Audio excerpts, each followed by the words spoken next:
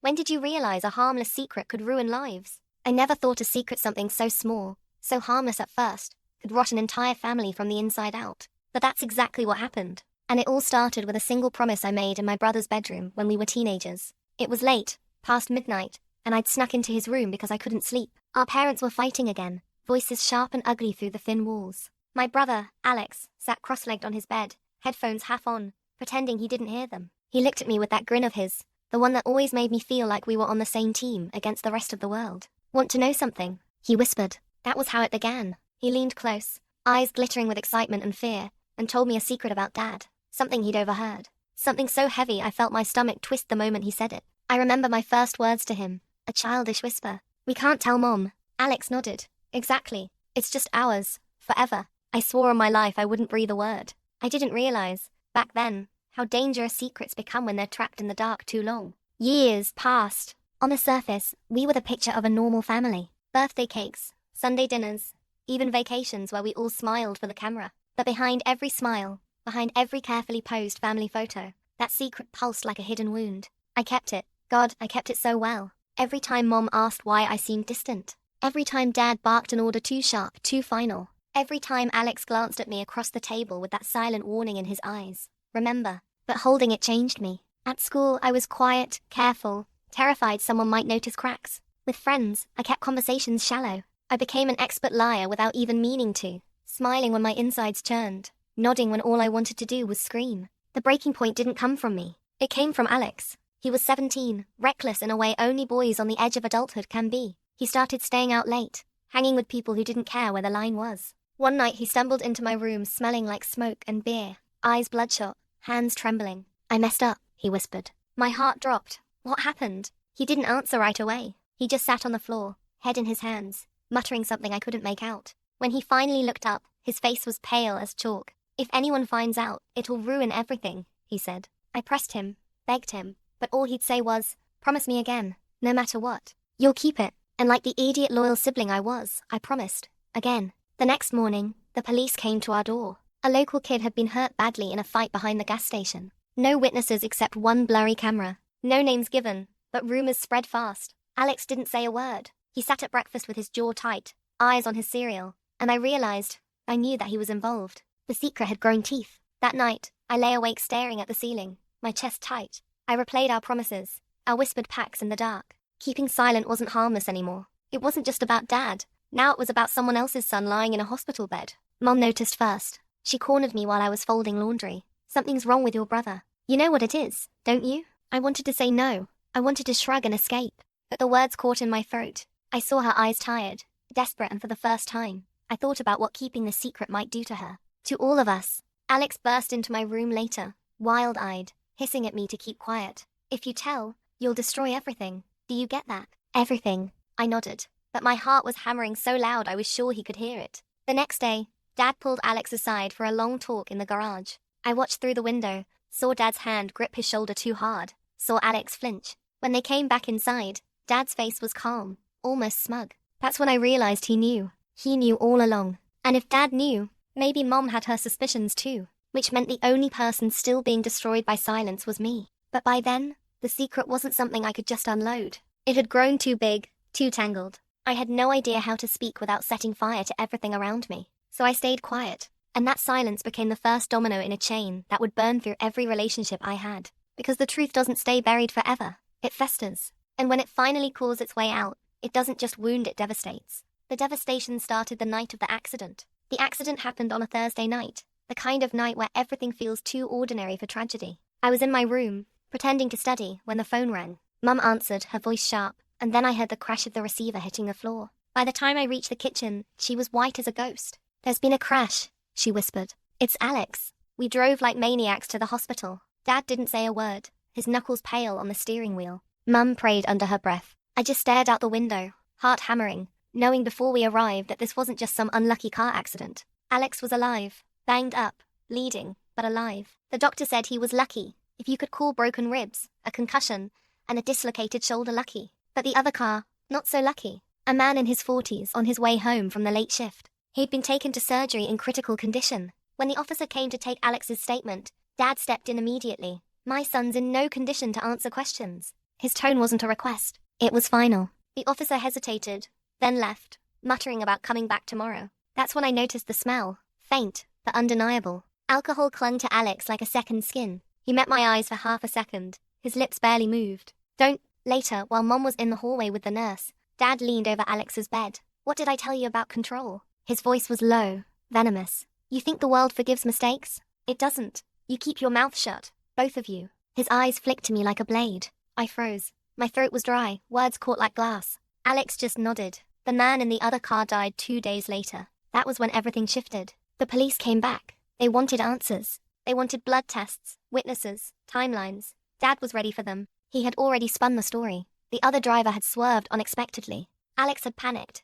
It was tragic, but not his fault. He repeated it so many times it started to sound almost true. Almost. But late at night, when I crept into Alex's room, I saw the guilt eating him alive. He'd stare at the ceiling, whispering fragments. He came out of nowhere. I didn't mean. And I held the secret tighter, even as it clawed my insides raw. The funeral for the man who died was packed. Our town was small. Everyone knew everyone, and his family sat in the front row looking shattered. I couldn't look at his wife's face without feeling sick. Alex didn't go. Dad said it wasn't appropriate. But whispers started anyway. People weren't stupid. They knew Alex had been at that party. They knew he liked to drink. And they noticed how fast Dad shut everything down. One night at dinner, Mom snapped. We can't just pretend this didn't happen. A man is dead. Dad's fork clattered against his plate. And what would you have me do, Claire? Throw our son to the wolves? Let the town tear him apart? Her eyes filled with tears. It's not just the town. It's me. I can't even look at him without. Enough. Dad's voice was final. The kind of final that closed doors forever. Alex sat there silent, pale, eyes fixed on his plate.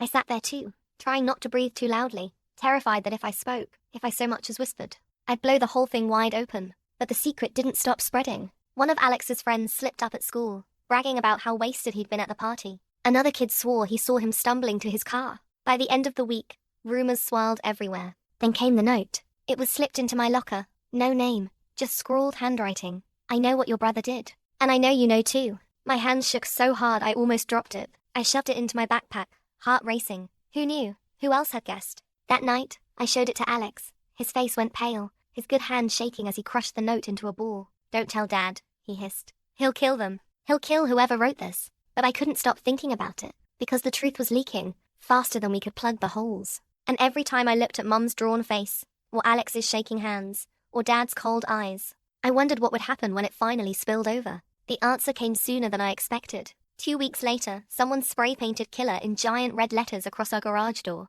When I saw it in the morning light, the paint dripping like blood, I knew the secret wasn't ours anymore. It belonged to everyone. The red letters glared at us from the garage like an accusation we couldn't deny. Killer. The paint dripped slowly down the panels.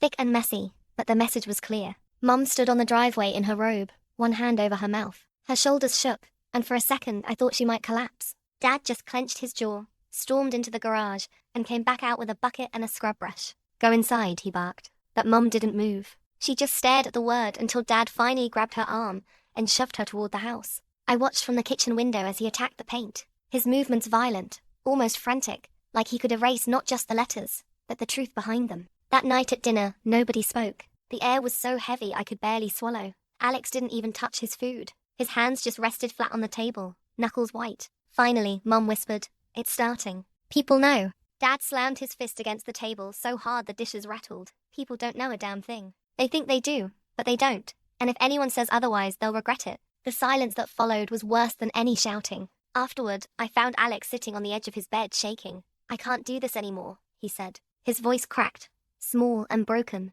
"I can't keep pretending." I sat beside him, torn between relief and terror. Relief because finally, he was saying what I'd been feeling all along. Terror because I knew what Dad would do if he found out Alex was cracking. "Then tell the truth," I whispered. He looked at me like I'd lost my mind. "And destroy Mom? Destroy you? Dad would never forgive me. You know that." I did. God, I did. But every time I closed my eyes, I saw that word in red paint, dripping like blood. And I wondered if silence was already destroying us anyway. The next day at school, the stares were sharper. People whispered when I walked by, their voices dropping the second I turned my head. A girl in my math class leaned across her desk and hissed, "Is it true?" I didn't answer. I couldn't. My throat locked up. That afternoon, as I was leaving, a boy I barely knew stepped into my path. "Your brother killed a guy," he said flatly. "You must be proud." I shoved past him, cheeks burning, heart pounding. I didn't stop running until I was halfway home. When I opened the door, I froze. Mum was sitting at the kitchen table with her face in her hands, sobbing quietly. Dad stood across from her,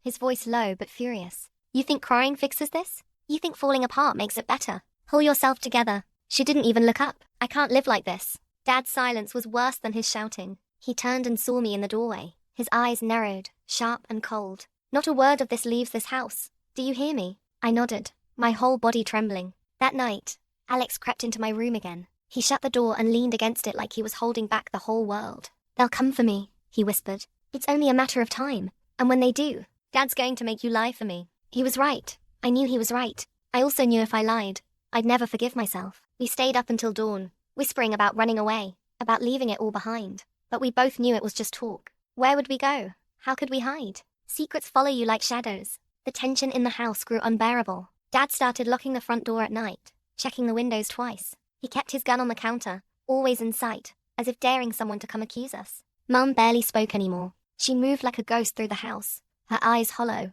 her body thin. I caught her staring at Alex sometimes, her expression unreadable. And me? I started having dreams. Dreams where I stood in front of the man's wife, trying to speak, but nothing came out. My mouth opened and only blood poured out. The guilt was eating me alive. Then came the knock at the door. It was late, nearly midnight. Dad grabbed the gun, signaling for silence. He opened the door to find 2 officers standing on the porch.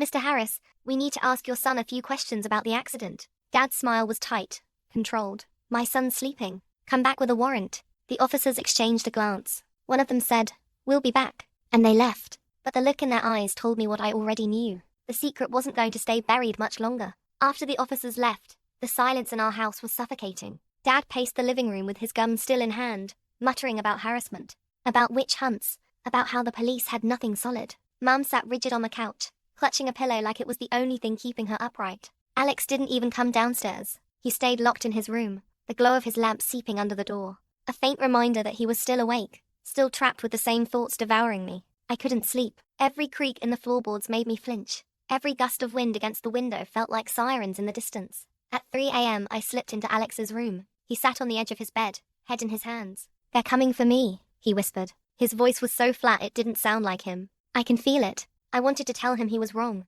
that Dad would shield him forever, but the words died in my throat. We both knew the truth. The next morning, Dad called a family meeting. We sat at the table like prisoners awaiting sentencing. His eyes cut across each of us. They'll try to twist you, he said. The cops, the neighbors, anyone who smells weakness. They'll tell you lies to get you to betray your own blood. But we don't break. Not in this family. His gaze landed on me. It lingered. And I understood. I was the weak link. Do I make myself clear? His voice was calm, but there was iron underneath. Yes, I whispered. Say it louder. Yes. He leaned back, satisfied. Alex kept his eyes down, silent. Mom just nodded once, tears slipping quietly down her face. For the next week, the tension strangled us. Dad doubled down on his control. No one left the house without his approval. He collected our phones at night, claiming it was for our protection. He screened every call, every text. I started to feel like a prisoner in my own home. One night, I crept into the kitchen for water and found Mom sitting in the dark. She looked older, smaller, like life had drained from her.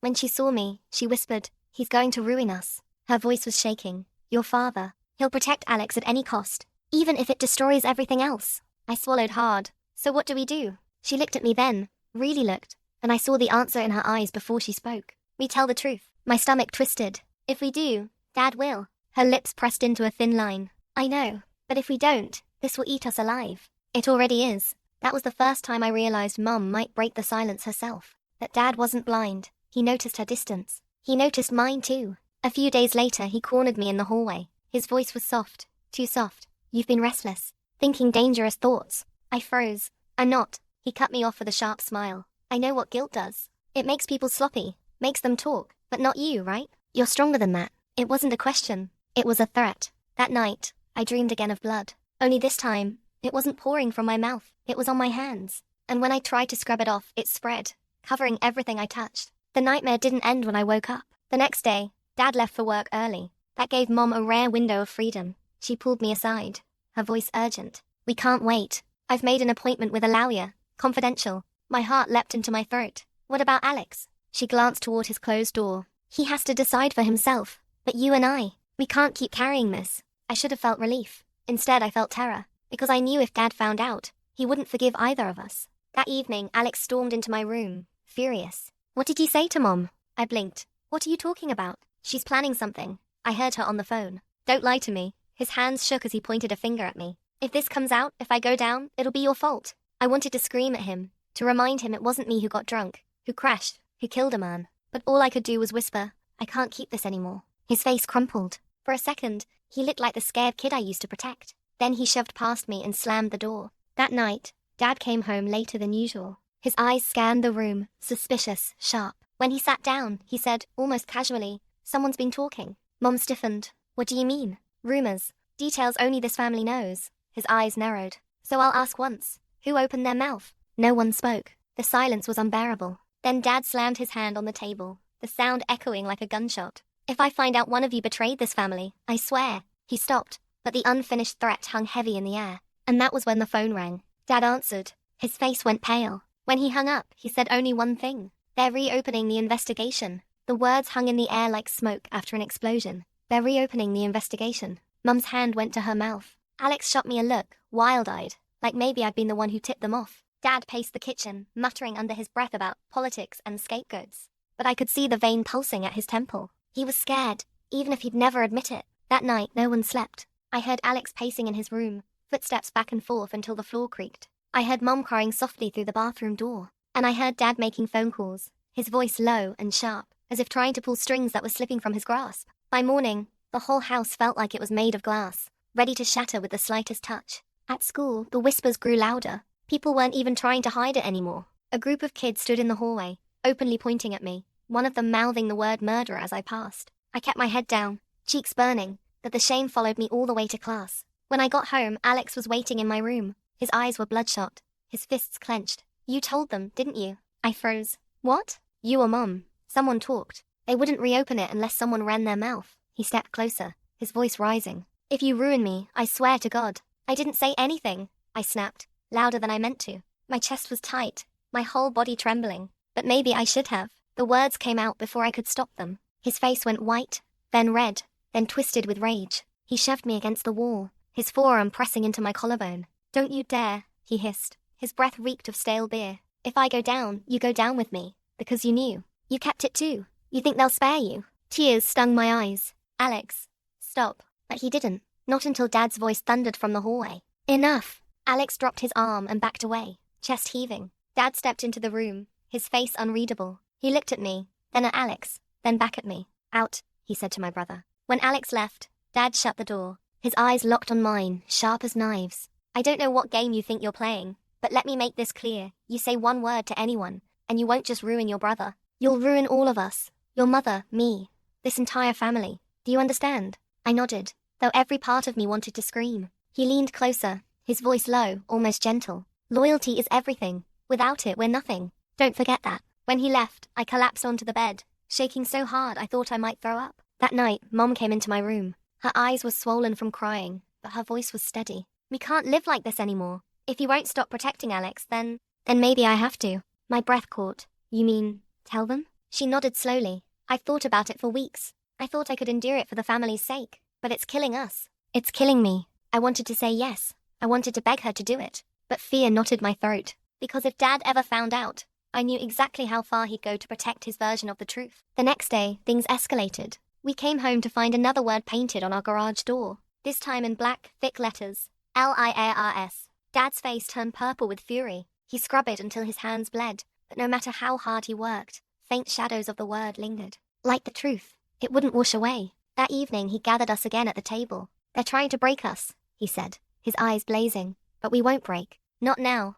Not ever. Mum spoke quietly, her voice trembling. Maybe it's not about breaking us. Maybe it's about justice. The air went still. Dad turned to her slowly, like a predator catching scent of prey. What did you just say? She swallowed, but her voice didn't waver. A man is dead, Richard. His family deserves the truth. For a second, I thought he might hit her. His fist clenched, knuckles white. But instead, he stood abruptly, chair scraping against the floor. Without a word, he stormed out of the house. Mum sat frozen, shaking, tears streaming silently down her cheeks. Alex looked at me, panic flashing in his eyes. You have to stop her. She'll ruin us. But for the first time, I wasn't sure she was the one ruining us. Later that night, I overheard them in their bedroom. Their voices were muffled, but the fury was unmistakable. Dad accusing her of betrayal, Mom insisting she couldn't carry the lie anymore. Something crashed a lamp, maybe, and then silence. When Dad left the room, his face was eerily calm. Too calm. He caught me in the hallway and smiled, but there was nothing warm in it. Go to bed, he said softly.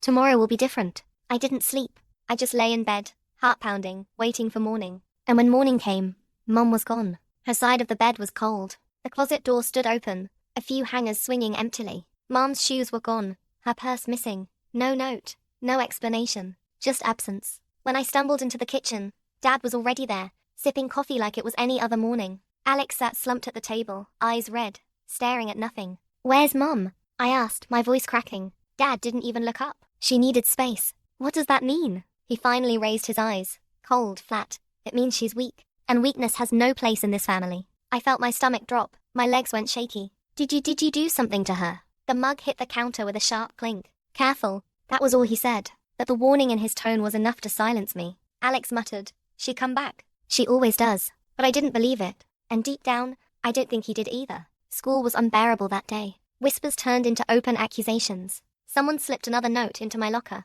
Your dad's covering for him. Everyone knows. By the time I got home, my nerves were shot. The house was eerily quiet. Dad wasn't there. Alex was in his room, door shut, music blasting. I crept into my parents' room, searching desperately for answers. In the nightstand drawer, I found a folded piece of paper. My hands shook as I opened it. Mom's handwriting. I can't keep lying. One day, the truth will come out. I'm sorry. That was it. No goodbye, no plan, just those words. I pressed the note to my chest, tears stinging my eyes. She'd finally broken, and she was right. But when I showed it to Alex, he ripped it in half, then into quarters. She's lost it, he spat. She doesn't know what she's saying. And if you tell anyone about this, I'll never forgive you. His voice cracked, but the threat was real. That night, Dad returned late, smelling faintly of smoke and gasoline. My heart lurched. Where's Mom? I asked again. His eyes narrowed. Gone. And you'd do well to forget about her. Focus on your brother. He needs you. I wanted to scream, to demand the truth, but fear glued my mouth shut.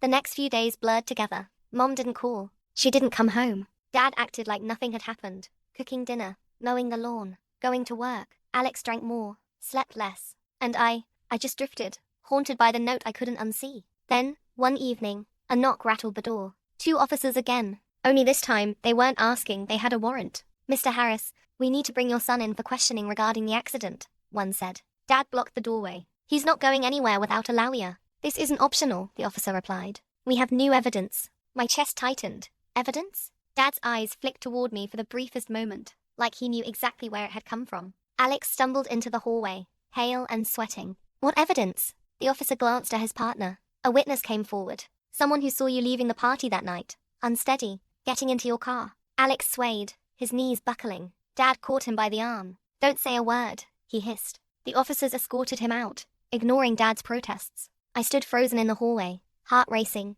guilt clawing at me even though I hadn't said a thing. That night, the house felt emptier than ever. Dad sat in the dark living room, smoking, his face shadowed. They're trying to destroy us, he muttered. Your mother, the cops, the neighbors, all of them, but we'll fight back. We'll bury them before they bury us. I swallowed hard. What if he tells them the truth? Dad's eyes snapped to mine, blazing. Then he's no son of mine. The cold finality in his voice made my blood run cold. The next morning, Alex was back. No charges yet, just questioning. But his face was ashen, his hands trembling. He locked himself in his room and didn't come out. Later that night, I heard muffled sobs through the wall. His voice, broken, whispering over and over. I didn't mean to. I didn't mean to. I pressed my pillow over my head, but it didn't block the sound. Days passed. Mom still didn't return. Rumors grew wilder. And then, another note appeared in my locker. This one was typed, not handwritten. Tell the truth before it kills you too. I crumpled it, shoved it deep into my pocket. But the words burned all day, all night.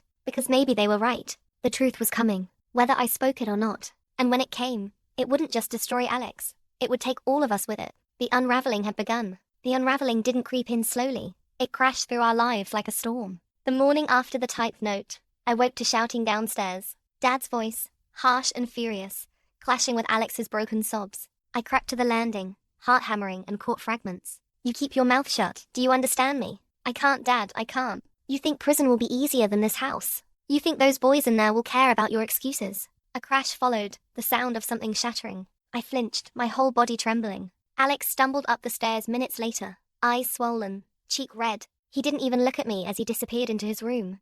slamming the door so hard the walls shook. I wanted to go to him, to tell him he wasn't alone, but fear rooted me in place. Because if Dad found out I'd even tried, he'd turn that same fury on me. That evening the phone rang. Dad answered, his face tightening. He listened for a long time, then hung up without a word. When I asked who it was, he snapped, "Wrong number." But later, when I crept past his office, I saw him at the desk, whispering into the phone. His face twisted with something that looked a lot like desperation. I couldn't take it anymore. That night, I grabbed my bike and pedaled across town to Mrs. Carter's house, my old teacher, the only adult I'd ever trusted. When she opened the door, her face softened instantly. "What's wrong, sweetheart?" The words tumbled out before I could stop them. Not everything, God. Not everything but enough. The crash, the rumors, the silence that was eating us alive. She listened without interrupting, her hand resting gently on my shoulder. When I finally stopped, shaking and breathless, she said softly, "Secrets like that, they don't just disappear. They destroy." Tears filled my eyes. "What am I supposed to do?"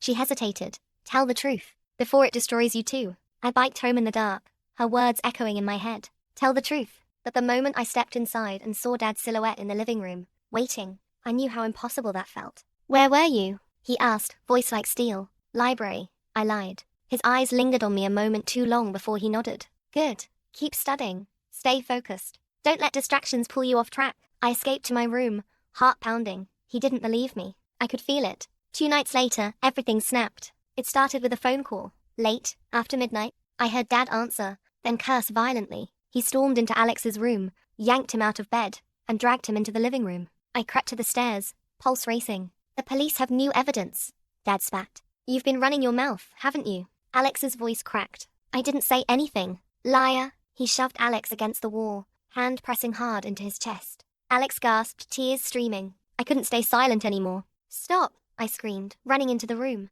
Dad froze, eyes snapping to me, his face twisted with rage. "Go upstairs." "No." My voice shook, but I forced the words out. "This isn't right. None of this is right." His eyes darkened. "You don't know what you're talking about." "I do," I whispered. "I know everything." The room went still. Alex's breathing was ragged, Dad's hand still pressed to his chest. For a moment I thought he might actually hit me. Then he let go of Alex, who collapsed onto the couch, sobbing. Dad turned to me, his expression deadly calm. "You think you're brave," he said softly, "but you're not. You're weak, just like your mother." The words sliced through me. "Where is she?" I demanded. His smile was cold.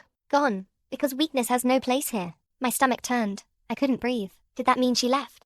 Or something worse? Before I could ask again, headlights swept across the window. A car pulling into the driveway. Dad stiffened. "Get upstairs now." But it was too late. A heavy knock rattled the door. "Police, open up." Dad's face twisted, every muscle tense. For the first time, I saw fear flash in his eyes. He looked at us, his broken children, his fractured family, and for a moment, I thought he might actually surrender. Instead, he reached for the gun on the counter. The metallic click of the safety being released echoed through the kitchen like a death sentence. My chest clenched so tight I thought my ribs would crack. The pounding at the door grew louder. "Mr. Harris, open the door. We have a warrant." Dad's hand was steady as he gripped the gun. Too steady. His eyes flicked toward Alex, then me. "Not a word," he whispered. "Do you hear me?" "Not a word." Alex shook his head violently, tears streaming. "Dad, please don't do this." The front door splintered. Officers poured in, their shouts filling the house. "Put the weapon down." For the first time in my life, I saw Dad hesitate. His jaw clenched, eyes darting between the officers and us.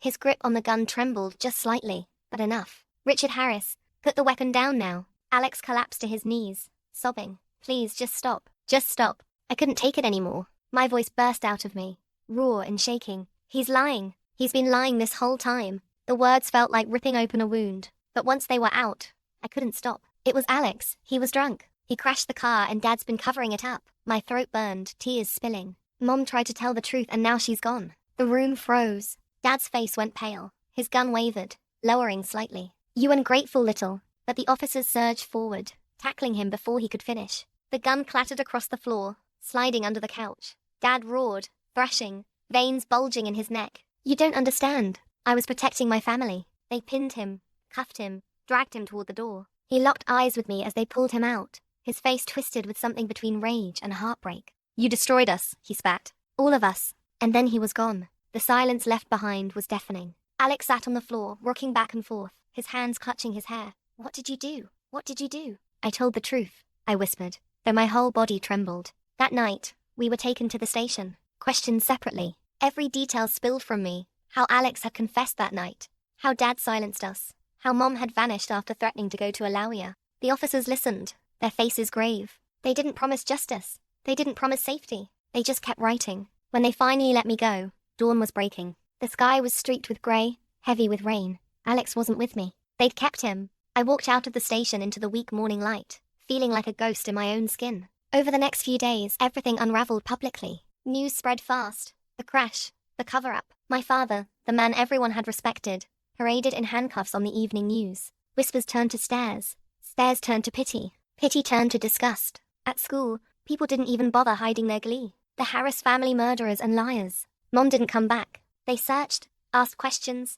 traced phone records, but nothing. She'd vanished completely, like smoke. Some said she ran. Some said worse. I didn't know what to believe anymore. At night, I lay awake, replaying everything. Alex's drunken whisper. I messed up. Dad's cold promise. Loyalty is everything. Mom's final note. I can't keep lying. I told the truth, and still, nothing felt clean. Because families don't just shatter, they bleed. Weeks later, I was called to testify. Sitting in that courtroom, my hands trembling as I swore to tell the truth, I felt everyone's eyes on me. The dead man's wife in the front row. Alex, pale and hollow, beside his lawyer. Dad, glaring at me with eyes that burned. When I opened my mouth, the words came easier than I expected. Maybe because I'd been carrying them so long. But the truth didn't save us. Alex was sentenced. Dad faced charges to obstruction, intimidation, evidence tampering. Mum remained a ghost, her absence louder than any verdict. And me? I walked out of that courtroom into a world that felt both lighter and emptier. People still whispered. They always would. But now,